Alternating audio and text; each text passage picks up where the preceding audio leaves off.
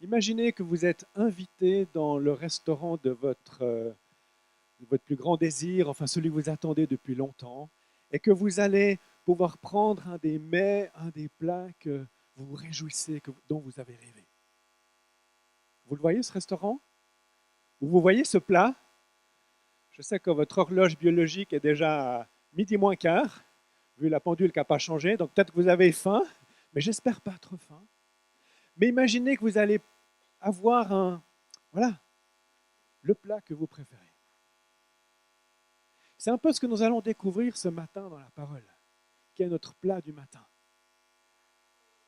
C'est un des textes importants du Nouveau Testament. C'est peut-être le texte le plus central dans la lettre aux Romains. Et certains diront le plus central dans le Nouveau Testament. Après, on peut débattre là-dessus. Mais quand on va dans un bon restaurant, il y a plein de bons plats, donc n'en faites pas tout un plat. Prenez Romains 8 comme ce mets que vous allez goûter, que vous allez savourer, dont vous allez observer les couleurs, les senteurs, dont vous allez goûter morceau après morceau. Et vous allez le digérer, vous allez l'apprécier. Et j'espère vraiment que ce matin, alors qu'on va parcourir Romains 8, vous allez pouvoir en prendre plusieurs saveurs. En fait, ce plat est tellement riche que j'ai eu un peu de peine à savoir sur quel point j'allais m'arrêter, parce que peut-être chaque verset, ou tout au moins chaque paragraphe, mériterait un enseignement au moins d'une heure, ou un encouragement, une exhortation pour aller plus loin dans la vie avec Jésus, avec Dieu. Ce texte de Romains 8, je le résume, je ne sais pas quels sont les titres que les différentes versions ont mis, mais je vais dire vivre par l'esprit. Vivre par l'esprit. Nous arrivons à une démonstration que Paul a faite depuis le chapitre 1 jusqu'au verset 7, pour tout à coup dire, il n'y a plus de condamnation, vivez par l'esprit de Dieu. Et dans ce texte, il est dit plusieurs fois, vivre, non, être habité de l'esprit, donc être dans l'esprit. Quelqu'un qui me fait de la concurrence là. Ah, mais ça va. Être habité de l'esprit, ou bien être conduit. Non, attendez, il faut que je voie les vrais termes. L'esprit qui habite en vous, vous êtes conduit par l'esprit. Il y a à la fois le fait d'être dans la présence de Dieu, d'être rempli par l'esprit, sans rien faire, sans agir, être habité par l'esprit. Et puis il y a aussi la dimension d'être conduit par l'esprit, d'être animé par l'esprit, d'être au mouvement. Et ces deux choses sont importantes. Parfois, on veut seulement être dans l'esprit puis rien faire, puis parfois, on veut que faire et on oublie d'être dans l'esprit. Et c'est ni l'un ni l'autre, c'est les deux. Vivre par l'esprit, c'est être habité de l'esprit pour ensuite bouger, se mouvoir, tout en étant conduit par l'esprit de Dieu. Alors, on va essayer de prendre ce chapitre. Je vais lire un certain nombre de versets. Et je vais commencer par les 4 premiers. Romains 8, dans vos Bibles, verset 1. Il n'y a donc maintenant aucune condamnation pour ceux qui sont en Jésus-Christ, qui ne vivent pas conformément à leur nature propre, mais conformément à l'Esprit. En effet, la loi de l'Esprit qui donne la vie en Jésus-Christ m'a libéré de la loi du péché et de la mort. Car ce qui était impossible à la loi, parce que la nature humaine la rendait impuissante, Dieu l'a fait. Il a condamné le péché dans la nature humaine en envoyant à cause du péché son propre Fils dans une nature semblable à celle de l'homme pécheur. Ainsi, la justice réclamée par la loi est accomplie en nous qui vivons non conformément à notre nature propre, mais conformément à l'Esprit. Vous suivez toujours? C'est du Paul là, c'est dense. C'est même un peu complexe par moments, mais Paul nous entraîne dans cette réalité de l'Esprit, de cette liberté qui est donnée par l'Esprit. Et ce qui est génial à souligner dans ce premier paragraphe, c'est qu'on voit que Dieu agit en tant que Père, Fils et Saint-Esprit. Ce n'est pas juste tout à coup, il n'y a que le Saint-Esprit. Non, le Saint-Esprit, il agit toujours avec le Père et le Fils, ou le Fils agit toujours avec le Père et l'Esprit. Et on voit vraiment cette dynamique trinitaire qui est là, où Dieu libère de toute condamnation l'être humain en agissant avec le Père qui envoie son Fils sur la terre, qui prend notre nature humaine, qui assume notre nature humaine, qui résiste au péché et qui est crucifié sur la croix. Et c'est une manière de simplement, pas simplement, mais de nous libérer du péché. Lui qui est sans péché a été tué à notre place, a subi la condamnation du péché pour que nous en soyons délivrés et nous pouvons marcher par l'Esprit de Dieu. Et dans ce premier paragraphe, il est mentionné Dieu, le Fils et l'Esprit, et c'est vraiment ensemble et dans cette famille trinitaire que nous sommes invités à marcher et que nous pouvons ouvrir les bras, un peu comme nous l'avons fait pendant la louange. Ce chapitre commence très fort. Il n'y a donc maintenant aucune condamnation pour ceux qui sont en Jésus-Christ, pour ceux qui croient que Jésus est le Fils de Dieu, pour ceux qui ont donné leur vie à Christ, pour ceux qui ont accepté la grâce que Dieu fait en Jésus-Christ. Il n'y a donc maintenant aucune condamnation. Pour ceux qui étaient à l'Aisin, peut-être vous vous souvenez du chapitre 3, 21 où il est marqué « Mais Dieu vient nous sauver en Jésus-Christ ». Il y a un « mais » de Dieu, où c'était « mais maintenant Dieu vient nous sauver ». Je ne sais plus exactement comment va le verset. Puis là, nous avons « donc maintenant », il n'y a plus aucune condamnation si nous sommes en Jésus-Christ. Il y a un tournant dans cette lettre au chapitre 1. Donc maintenant, c'est comme si la trompette de Dieu résonne et nous sommes libérés lorsque nous sommes en Jésus-Christ. Et c'est une espérance. Si vous vous souvenez du texte de Romains 7 qui a été abordé dimanche dernier, à la fin de Romains 7 notamment, il dit « Malheureux être humain que je suis ». Paul fait un constat que tout seul, il lutte avec la chair et que bien souvent, il fait ce qu'il ne veut pas. Et il arrive au chapitre 8 et il dit « Mais en Jésus-Christ, il n'y a aucune condamnation parce que Dieu m'a sauvé, parce que Dieu m'a libéré en Christ et je peux marcher par l'Esprit. » Nous sommes invités à entrer dans cette vie de Dieu, dans cette vie trinitaire. Et comme j'en avais parlé au mois d'août, c'est comme une danse dans laquelle nous sommes invités pour être ensemble. Et si je reprends l'image que j'ai prise au début du culte, oui, au début du message, nous sommes à la table, au restaurant, nous sommes à une table où nous partageons des plats ensemble et nous avons une communion avec le Père, le Fils et l'Esprit. Et la table, ce n'est pas forcément le Père, le Fils et l'Esprit et vous, ça peut, mais ça peut être une table gigantesque où il y a tous ceux que vous connaissez qui sont en Christ. Allons un bout plus loin dans ce chapitre, au verset 14. En effet, tous ceux qui sont conduits par l'Esprit de Dieu sont fils de Dieu. Donc là, on a conduit par l'Esprit et il venait de dire pour ceux en qui l'Esprit habite. Enfin, Paul vient et dit des choses incroyables dans ces quelques versets. En effet, tous ceux qui sont conduits par l'Esprit de Dieu sont fils de Dieu ou sont filles de Dieu. Et vous n'avez pas reçu un esprit d'esclavage pour être encore dans la crainte, mais vous avez reçu un esprit d'adoption par lequel nous crions Abba Père. Nous n'avons pas reçu un esprit d'esclavage, l'esclavage lié au péché dont Paul a déjà parlé. Nous ne sommes plus esclaves du péché, mais nous sommes adoptés par Dieu, par l'Esprit, pardon. Nous recevons un esprit d'adoption qui nous permet de dire Abba Père. L'Esprit lui-même rend témoignage à notre esprit que nous sommes enfants de Dieu. Et or, si nous sommes enfants, nous sommes aussi héritiers, héritiers de Dieu et co-héritiers de Christ, si toutefois nous souffrons avec lui, afin de prendre aussi part à sa gloire. Vous entendez tous ces termes, nous sommes fils et filles de Dieu, enfants de Dieu, héritiers, co-héritiers avec Christ, adoptés. Ça, c'est du lourd. Ça a une telle influence, un tel impact sur qui nous sommes en Christ. Je ne suis pas juste un petit pion à quelque part et puis de temps en temps Jésus pense à moi. Non, je suis son fils. Tu es sa fille. Et ça, c'est extraordinaire. Si vous avez des enfants ou si vous prévoyez si vous imaginez avoir des enfants, qu'est-ce que vous allez faire pour vos enfants, pour vos fils, pour vos filles? D'une certaine manière, vous allez tout faire ce qui est en votre pouvoir pour que vos enfants vivent. Vous allez prendre soin d'eux simplement en offrant à manger tous les jours. Et puis il y en a des journées dans la vie d'un enfant. Il y en a des repas. Mais vous allez même parfois vous relever la nuit quand il y a des pleurs, quand il y a quelqu'un qui a mal. Et essayez de prendre soin, de calmer. Vous ne vous dites pas, ben, j'attends demain matin, puis je le laisse pleurer sous son duvet. Enfin, je ne sais pas qui fait ça. Hein? Ou bien lorsque tout à coup votre ado arrive et puis il commence à avoir des cheveux qui poussent, puis vous dites, il faut aller couper les cheveux, puis lui, il ne veut pas.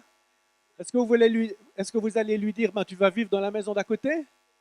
Non, c'est peut-être un moment difficile à passer, il faut négocier, il faut travailler un peu la relation, mais votre fils mange tous les jours à votre table. Et c'est ça, Dieu nous prend à sa table. Et il nous prend tels que nous sommes. Et toi, tu es invité à être à la table de Jésus, tel que tu es. Et dans cette relation, dans cet amour qui est là, qui est donné, ce n'est pas remis en question, même si tu fais des erreurs, même si tu te laisses pousser les cheveux. Tu n'es pas remis en question, tu es là à table et Dieu t'aime. Tu es sa fille, tu es son fils, tu es co-héritier avec Christ. Comme Christ est notre frère, nous sommes co-héritiers, Christ appelant son Père Abba, ben nous pouvons aussi dire à Dieu Abba, ou dans notre langue, en français, Papa. Et lorsque l'on dit à Dieu Papa, c'est une très forte intimité qui se dégage. Mais c'est ce qu'on peut dire à table. Mes fils à table, ils ne m'appellent pas Thierry. Ils disent Papa.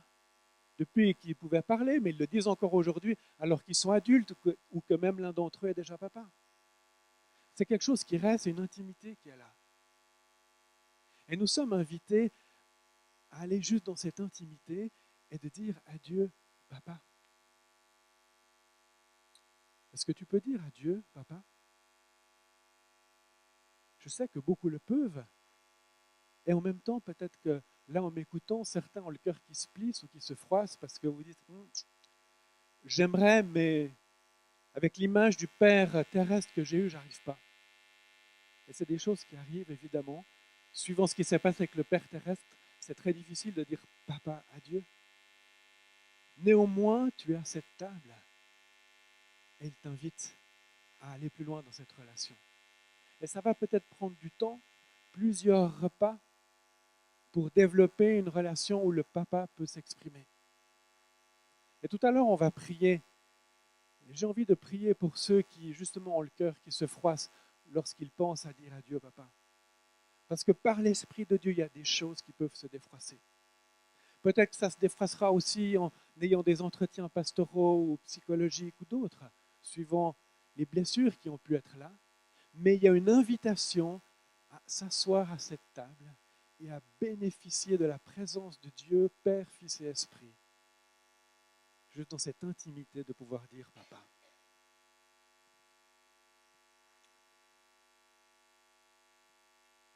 Je ne sais pas si vous avez noté, mais à la fin de ces quelques versets qui sont si denses et si profonds, il est dit, si toutefois nous souffrons avec lui, afin de prendre aussi part à sa gloire. Et nous sommes héritiers de Dieu et co-héritiers de Christ, si toutefois nous souffrons avec lui, afin de prendre aussi part à sa gloire.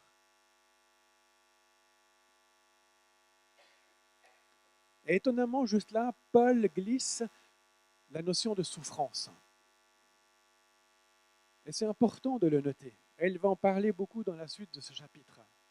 Paul n'est pas ignorant des souffrances que nous vivons sur cette terre, liées à notre humanité et au péché qui est encore là.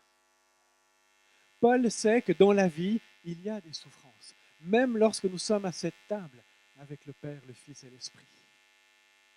Et il en parle. Et c'est important en tant que chrétien d'avoir une théologie qui intègre la souffrance. Elle fait partie de notre humanité. Nous sommes invités à prier pour grandir au travers de la souffrance, pour parfois en être libérés. Mais parfois, il y a des choses qui durent. Et Paul prend l'exemple de la création. Tout à coup, alors, on s'est presque envolé dans le ciel là, en étant avec Dieu, en étant co-héritier de Christ. Et il revient sur la terre en disant, et la création, regardez la création, elle souffre, elle soupire pour la révélation des fils de Dieu. Les fils de Dieu, ben, il venait d'en parler, nous sommes fils de Dieu. Et la création souffre et soupire pour cette révélation qui va arriver lorsque Jésus reviendra sur la terre. Lorsqu'il y aura la venue de Jésus, la deuxième venue de Jésus sur la terre, et que ça mettra un terme et ça entrera dans ce qu'on appelle le paradis ou l'au-delà, dans ce nouveau temps, nous allons vivre sur la terre avec Christ et la création attend ce moment aussi. Et c'est intéressant de se dire que la création attend avec un ardent désir la révélation des fils de Dieu. Au verset 22, je lis, « Or nous savons que jusqu'à maintenant, la création tout entière soupire et souffre les douleurs de l'accouchement. Et ce n'est pas elle seule qui soupire, mais nous aussi, qui avons pourtant dans l'esprit un avant-goût de cet avenir. Nous soupirons en nous-mêmes en attendant l'adoption, la libération de notre corps. » C'est intéressant que Paul parle de la création. Il ne traite pas les choses matérielles de manière négative. Non, elles ont été créées par Dieu, elles sont importantes. Il ne traite pas le corps physique que nous avons de manière négative. Non, le corps est important. Il fait partie de notre spiritualité, de ce que nous avons à donner. Et il intègre ces éléments. Et il dit, ben oui, nous attendons et nous espérons cette révélation, et ça prend du temps, et il prend l'image de l'accouchement, qui est une image en fait très très forte. Une femme, en pensant accoucher, elle peut prier tout ce qu'elle veut pour ne pas avoir mal, mais humainement parlant, elle va avoir mal. Il y a peut-être 0,1% de femmes qui ne sentent rien, je ne sais pas. Mais vous voyez, c'est quelque chose qui est un donné, qui est là. Et puis l'image de l'accouchement, ben c'est oui, quelque chose qui est difficile. Et à un moment donné, ben, il y a l'accouchement, il y a la délivrance, il y a ce moment où le bébé vient, il est posé sur la maman, et c'est un soulagement, et c'est une forme de délivrance. Et il y a comme beaucoup de choses qui sont oubliées. Pas tout est oublié, mais beaucoup de choses. Et nous sommes comme dans ce processus de contraction, de difficulté, jusqu'à ce que Jésus vienne et qu'il libère pleinement la terre et les humains du pouvoir du péché. Qu'il accomplisse, qu'il accomplisse ce qui s'est fait à la croix encore plus. Alors, c'est une réalité qui est là. Et dans cette réalité, Paul va dire, nous sommes plus que vainqueurs. C'est la fin du chapitre. Nous sommes plus que vainqueurs parce que même s'il y a plein de choses difficiles qui se passent, nous sommes plus que vainqueurs parce que l'amour de Christ nous est partagé. Il y a des choses difficiles qui se passent, mais je suis toujours assis à la table avec le Père, le Fils et l'Esprit. Et donc rien ne peut me séparer de cet amour. Et cette liste est incroyable. À la fin du chapitre, au verset 37, « Dans tout cela, nous sommes plus que vainqueurs grâce à celui qui nous a aimés. En effet, j'ai l'assurance que ni la mort, ni la vie, ni les anges, ni les dominations, ni le présent, ni l'avenir, ni les puissances, ni la hauteur, ni la profondeur, ni aucune autre créature ne pourra nous séparer de l'amour de Dieu manifesté en Jésus-Christ notre Seigneur. » Amen. Cet amour révélé par le Père, le Fils et l'Esprit, à quelque part ne peut pas nous échapper. Nous sommes pris dedans. Et en étant en Christ, nous sommes empreints de cet amour, même lorsque nous traversons des temps difficiles, même lorsque nous traversons des temps qu'on peut appeler déserts, même lorsque nous sommes pleins de joie par rapport à une réussite ou une autre, dans tous les temps. Si on traverse des choses difficiles, si la mort frappe plus ou moins près de nous, l'amour de Jésus-Christ reste là. Nous sommes toujours enfants de Dieu, fils et filles du Père. Ça ne veut pas dire qu'on ne va pas souffrir, mais cette souffrance, on la vit avec le Père, avec le Fils et avec l'Esprit. Cette souffrance, on la donne et on la transmet à Dieu et lui nous aide à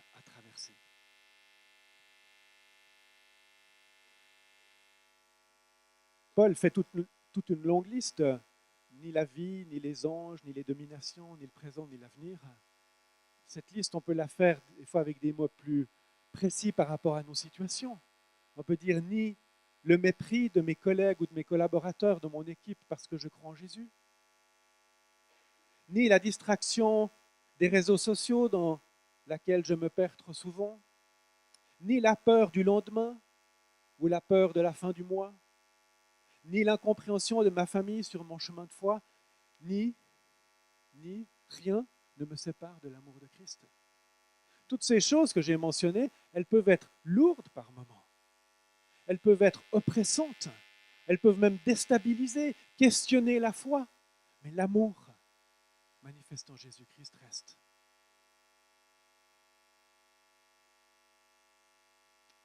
Et je viens à ce verset 20, au verset 28 que on connaît bien, trop bien ou pas assez bien. Nous savons que tout contribue au bien de ceux qui aiment Dieu et de ceux qui sont appelés conformément à son plan. Ce texte signifie que Dieu est là en toute situation et que même dans les situations les plus difficiles, délicates et tragiques, il peut en tirer du bien. Ça fait écho à plein d'histoires, notamment de l'Ancien Testament. Une que j'aime beaucoup, c'est celle de Joseph, qui se termine quand Joseph dit Dieu a transformé le mal en bien, quand il s'adresse à ses frères qu'il avait vendus. Ils avaient peur d'être tués par leurs frères qu'ils avaient vendus. Joseph leur dit non, mais ne vous en faites pas, j'ai vu que Dieu a transformé le mal en bien et ça a sauvé notre famille et notre nation. Ce texte est important, mais parfois, quand on le lit comme ça, c'est des fois difficile à se dire, attends, là, il y a une tuile qui me tombe dessus et ça contribue au bien de ceux qui aiment Dieu. J'aime Dieu, mais est-ce que ça contribue à mon bien, cette tuile? Non. Ou pas vraiment, en tout cas pas immédiatement, et c'est difficile à comprendre. Et faisons attention avec ce verset de ne pas le balancer trop vite à des gens qui prennent une tuile. Ou quand quelqu'un meurt dans la famille, puis on envoie ça 2 jours après. Non, ça ne va pas. Ce verset a été traduit, ou on peut le traduire de manière différente, mais il faut que je te demande, Christine, parce qu'on en a parlé au déjeuner ce matin, et elle sait comment on le traduisait avant.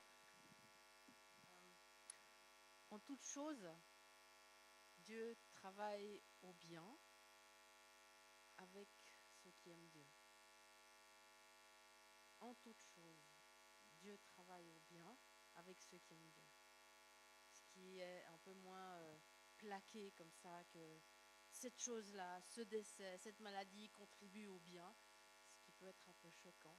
Mais dans ce qui se passe maintenant, dans cette tuile, comme il disait, dans ce malheur qui est là, Dieu travaille au bien avec nous. Merci.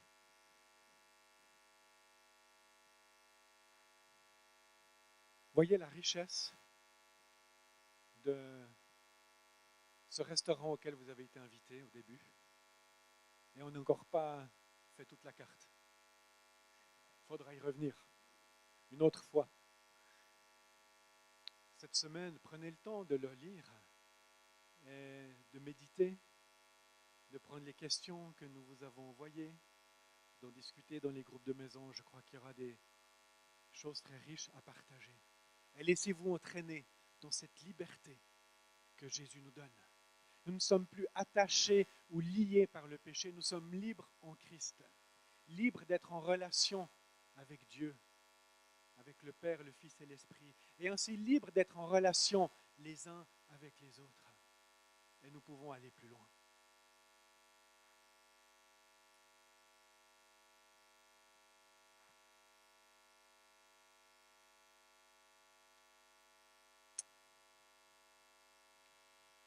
On va prier. Tu peux venir, Daniel. Viens, Saint-Esprit. Nous nous attendons à toi. Continue d'habiter dans nos vies, dans nos cœurs, par l'Esprit. Continue, Saint-Esprit, de nous conduire. Aide-nous à avoir cette capacité à nous laisser être animés par toi. tous les aspects de notre vie, là où nous avons parfois même peur ou de la crainte ou de l'angoisse. Viens, Saint-Esprit.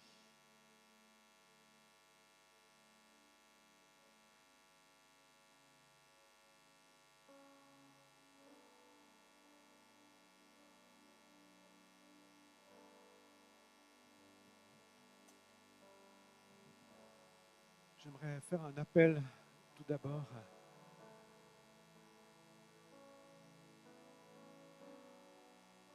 pour l'un ou l'autre qui n'a pas donné sa vie à Jésus. Aujourd'hui, il y a une invitation à ouvrir ton cœur, votre cœur, à Jésus-Christ. Jésus est le Fils de Dieu. Et ce texte nous dit que celui qui croit en Jésus, celui qui a placé sa confiance en Jésus, qui est Fils de Dieu, il reçoit la vie, une vie qui va dans l'au-delà. Il reçoit le pardon et un sens à l'existence. Et ce matin, il y a une invitation. Si tu ne connais pas Jésus, si tu n'as pas fait ce choix, je t'invite fortement, d'une certaine manière, avec enthousiasme, à répondre à l'invitation et à dire: Jésus, j'aimerais te connaître davantage. Jésus, j'aimerais placer ma confiance en toi pour le reste de ma vie. Est-ce qu'il y a quelqu'un qui aurait envie de faire ce pas, de faire cette prière?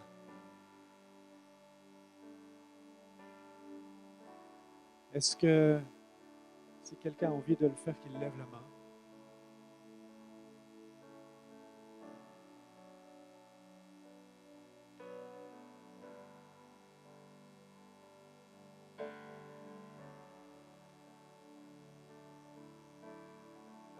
C'est une invitation qui est là maintenant, c'est une invitation qui est là demain, qui est là à plein d'autres moments.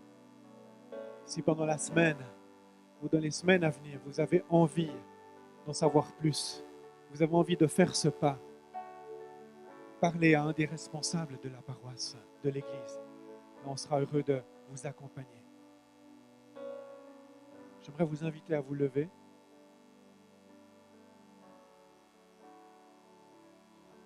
Seigneur notre Dieu, merci pour ta présence.